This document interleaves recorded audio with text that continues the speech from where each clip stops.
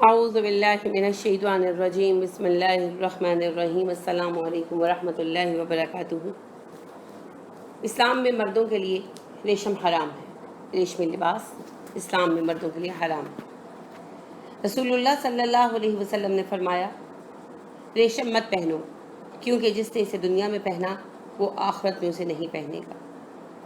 عمر فاروق رضی اللہ عنہ ایک مرتبہ ایک ریشم کا لباس لے کر رسول اللہ صلی اللہ علیہ وسلم کے پاس آئے اور عرض کی کہ اللہ کے رسول صلی اللہ علیہ وسلم آپ اسے خرید لیجئے، یعنی کسی دکاندار سے لائے ہوں گے نا، کہا آپ خرید لیجئے، جب وفد آیا کریں تو آپ صلی اللہ علیہ وسلم پہنا کیجئے۔ آپ صلی اللہ علیہ وسلم نے کہا، عمر یہ تو ایسے شخص کا لباس ہے جس کا آخرت میں کوئی حصہ نہ ہو۔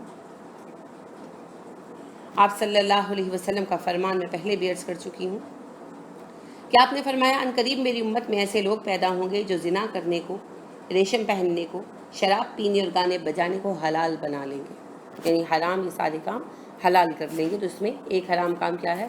مردوں کا ریشم پہننا، عورتوں کا پہننا جائز ہے۔ اس کا ثبوت یوں ہے کہ علی رضی اللہ عنہ بیان کرتے ہیں کہ رسول اللہ صلی اللہ علیہ وآلہ وسلم نے مجھے ایک ریشمی جوڑا دیا، میں جب پہن کر نکلا تو آپ نے مجھے غضبناک نظروں سے دیکھا، تو میں فوراً واپس لوٹا اور میں نے اسے اتارا اور عورتوں کو، گھر کی عورتوں کو دے دیا کہ انہوں نے اپنا کچھ بنا لیا۔ تو آپ صلی اللہ علیہ وسلم نے اس سے منع نہیں فرمایا۔ اسی طرح علی رضی اللہ عنہ ہی فرماتے ہیں کہ میں نے رسول اللہ صلی اللہ علیہ وسلم کو دیکھا کہ آپ نے اپنے دائیں ہاتھ میں ریشم، بائیں ہاتھ میں سونا پکڑا اور کہا، یہ دونوں چیزیں میری امت کے مردوں پر حرام ہے، یعنی عورتیں پہن سکتی ہیں۔ آپ نے خصوصیت کے ساتھ اسے مردوں کے لیے حرام کہا۔ تو مرد ریشمی لباس نہیں پہن سکتے، اور اگر کسی لباس پر ریشم کا کام کیا گیا ہو تو اس میں بھی قید یہ ہے کہ وہ لباس کا 4 انگل سے زیادہ کا حصہ نہ ہو، یعنی بہت کم کام ہو۔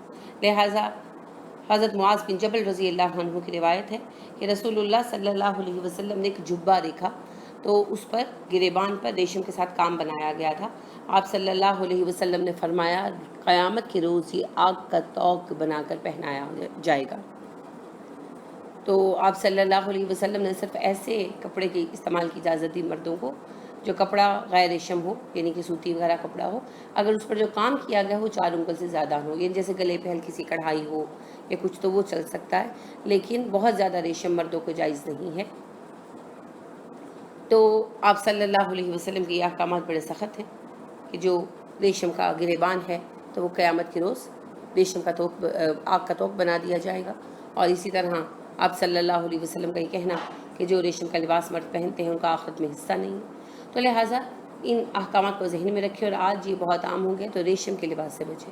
تو ریشم کے لباس سے مراد جو پیور ریشم ہے، جو ریشم کے لباس بنائے جاتے ہیں، وہ اس سے مراد ہے، تو ان سے بچنا ہے اور ان سے اجتناب کرنا ہے، یہ ضروری ہے۔